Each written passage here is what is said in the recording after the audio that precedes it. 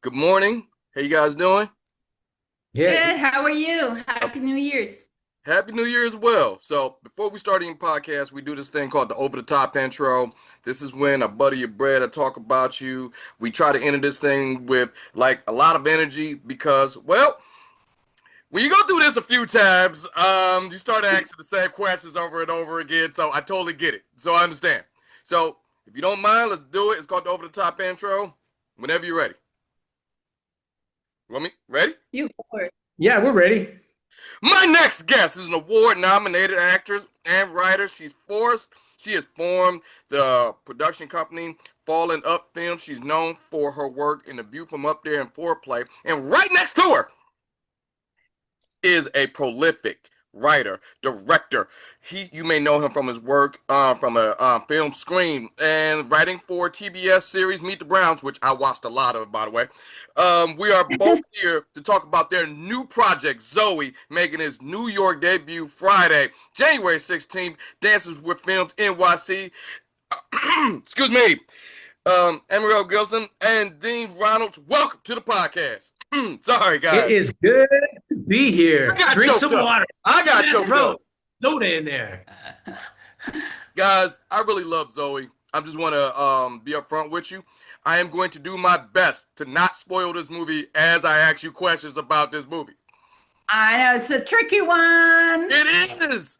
For starters, how did this idea come about? How did this idea start?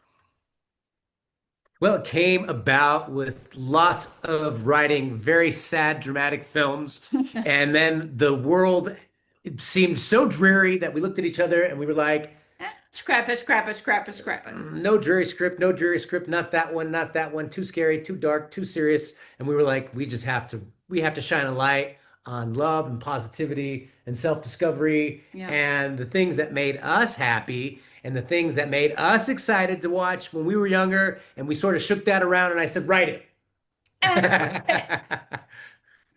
Yeah, Well, so that was kind of That's really kind that of like how that was really it like, came about. yeah, it's a true story. We have a lot of developing scripts that are either drama or horror or, something very serious subject matter. And this one, we said, hey, what movies did we like growing up? And I was like, well, I loved Big. And she was like, early Cassavetes and, Gina Rollins and a Yeah, lot. there were themes that we wanted to inject in the story that were dear to us, like, like he says, self-discovery and love and multilingual and being an And immigrant fun and and throwing some fun stuff in there, like getting a yeah. chance to live lives that you always wished you could, that you didn't, and Some magic. We love magic. I'm a love. little witch, so I like so that. and I'm glad you brought that up.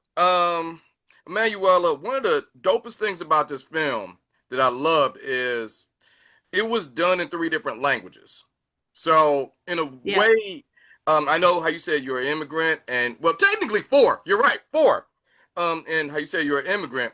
As you go through each version of you, I'm like I Hmm. said, I'm walking a tightrope not to ruin anything.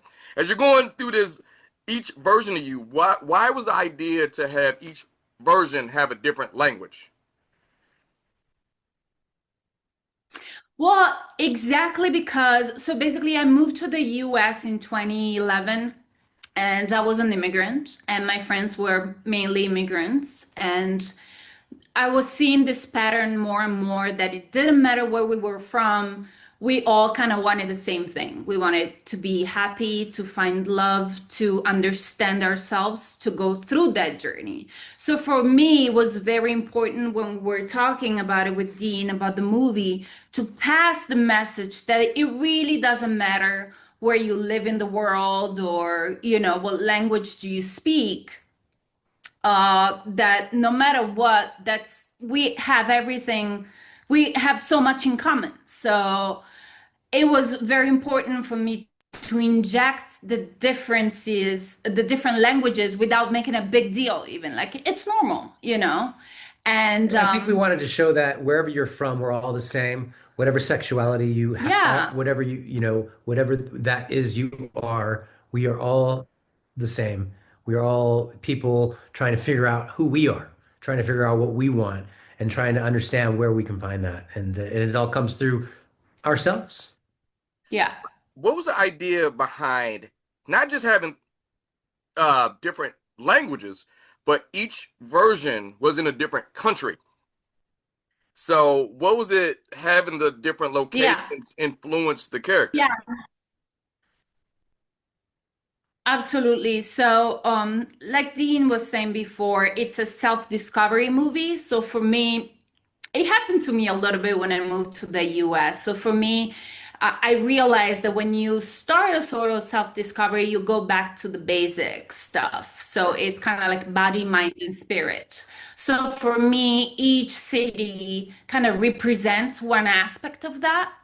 So one aspect is, Ibiza is body, and London is mind, and France is spirit. So for me, Zoe in each country kind of discovers and explores that part of herself, and it comes out anew, and so on and so forth, to discover that in the end, you know when she realizes, I'm trying not to spoil it, so I'm trying to be careful Yeah, of yeah, it's what I'm hard. saying. It's not easy.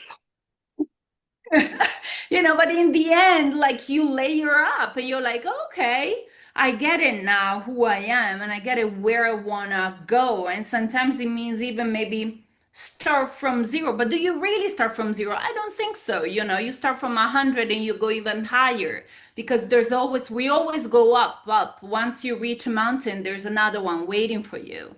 So I think that was the idea behind all this. Now, this question is for Dean because Dean, you're good at making those heavy, heavy, depressing, drama-filled things. Sorry, I'm a fan of your work, so I kind of know.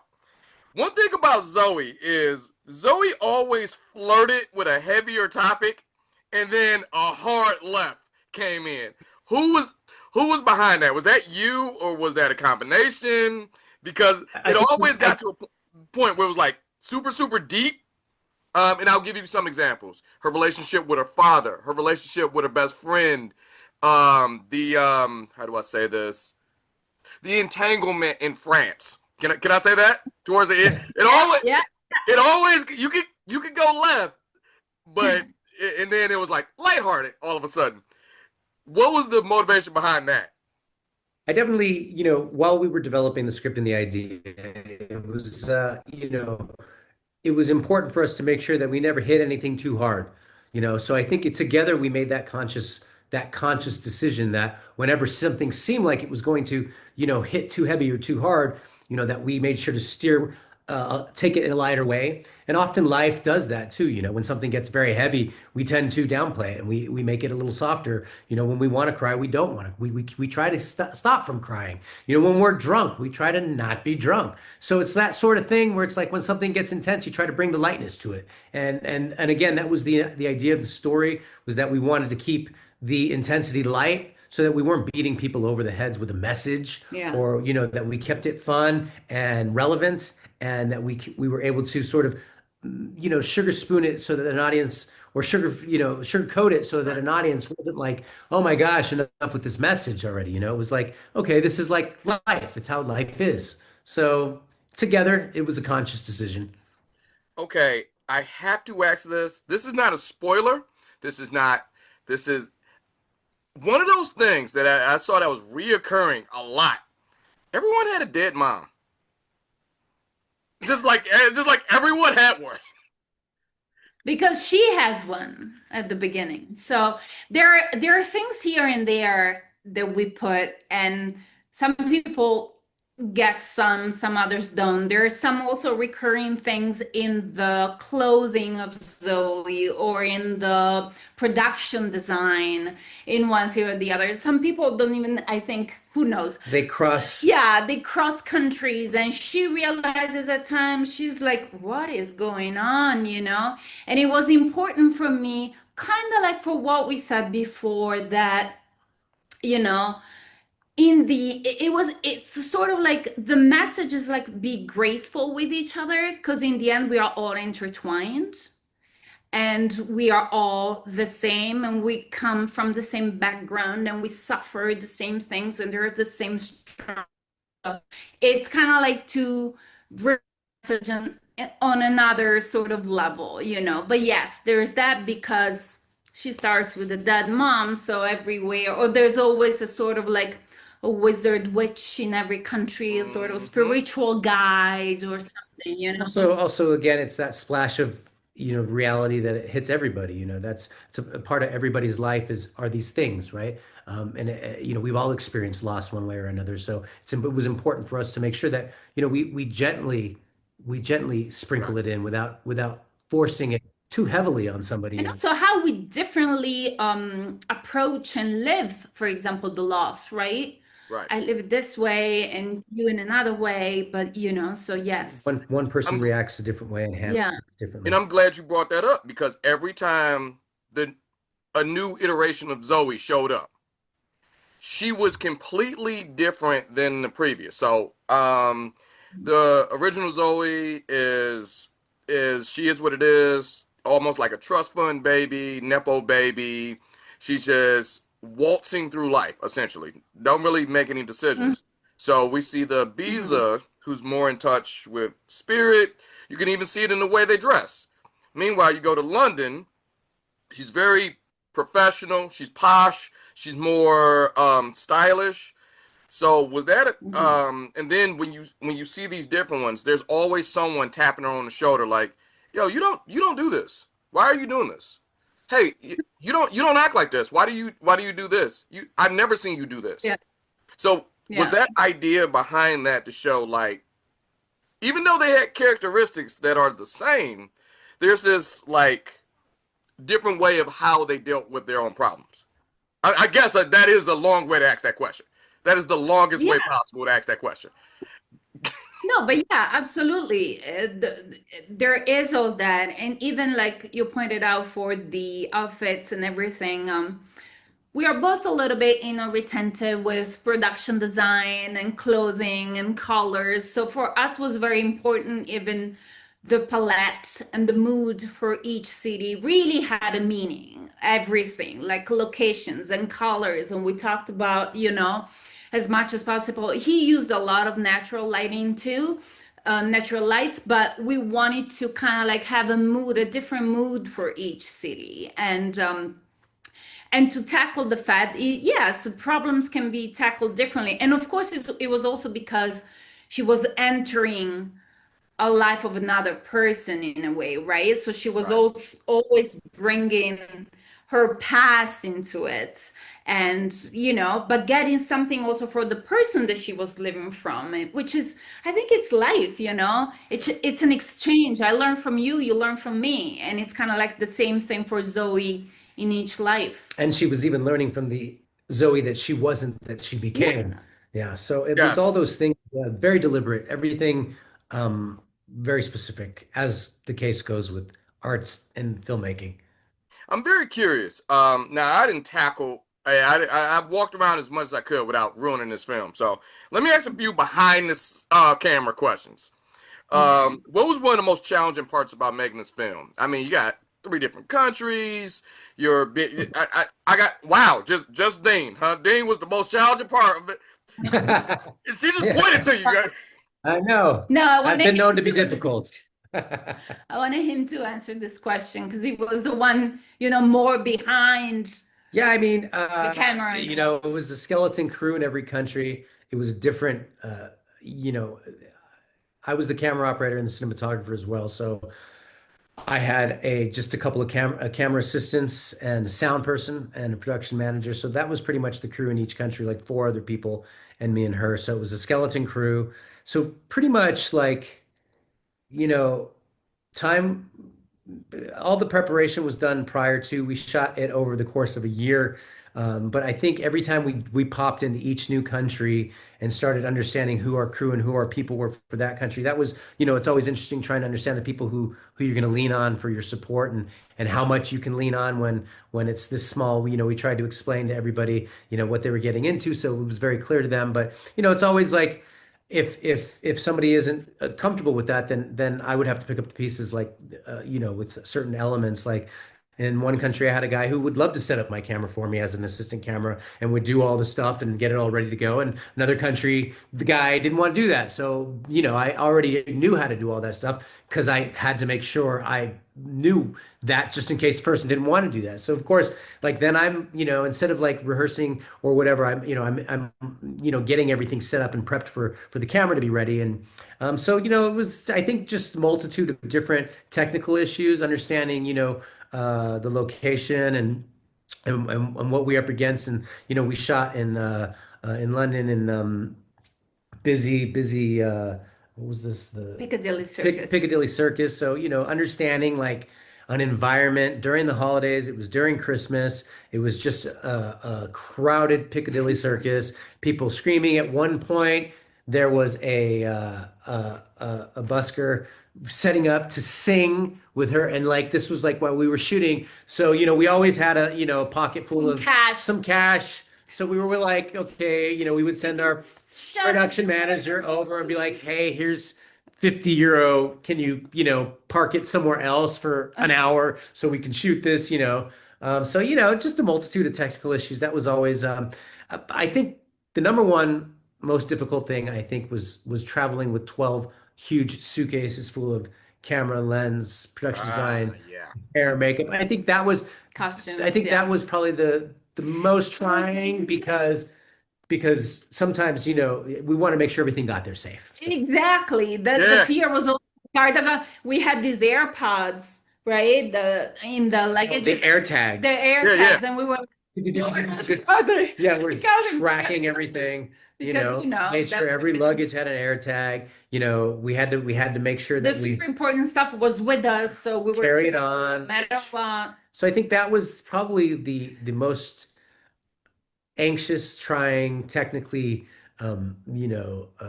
difficult was just getting everything there in one piece, and so that we had everything that we needed and prepped. Yeah. That So, makes sense. and then once we got there, everything else fell into pieces, fell into Now, place. this movie was about an hour and a half. What was left on the cutting room floor that you wish you could have explored a little bit more into?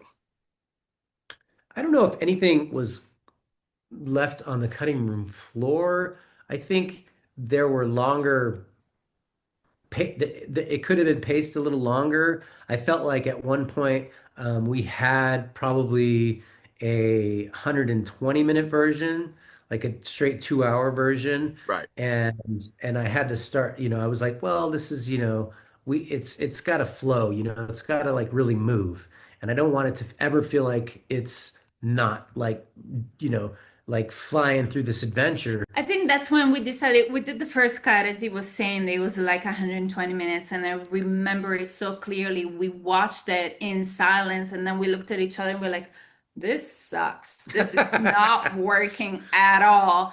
And that's when we had a talk and we realized that we needed also, everything was so stylistical, and we needed to approach that even with the editing. So And that's when I told him he's the wizard of editing. So I told him, like, just have fun with it, and cut whatever. I don't care. Do whatever you want. And he started having fun, and then we start sitting together yeah. and So cutting it, and you got to make sure you just have everything there first, and then you can start to, mess around with it. start to play. Hmm. All So right. yeah, but nothing was cut out that I wish was still there. No, I think there's just like, things could have been paced a little. I use jump cuts a lot. That were there. It was already the plan to do that, but in some cases, instead of having some, if it took her forever to walk from point A to point B, I'm like, this is just like not needed. So I'm just like, get her there, let's get to the point. That makes So sense. Well, yeah. the big premiere is coming up in a few weeks in New York City. I have to ask, what do you want the audience to take away from this film? I think the most important thing is for an audience to watch this movie and escape life. You know, Life these days is pretty intense everywhere. So going to the cinema, going to the movies was about escape and like enjoying like 2 hours in the dark with a group of people going on an adventure together and being able to let their brain disconnect from reality and just sort of let it flow and get engaged with the character and her journey and allow them. So I think for me, that's like the most important thing is for an audience to connect with this character, understand how they're related, how they can see themselves or life in her life, and just sort of go on that adventure with her and forget about the troubles of their life All and right. maybe learn something, you know? Hopefully. Well, I I just want Hey, to thank you guys. We're getting up against it. Thank you guys, Dean, Emanuela. You guys are welcome back anytime. Thank you again for making a movie with subtitles that didn't feel like homework. This has been awesome. And you thank you, guys are Cam. welcome Appreciate back to. it. You guys are welcome back anytime. Thank Appreciate you it. so much. Happy New Year, and Happy hope to see you again soon. All right. Bye, guys. Bye bye.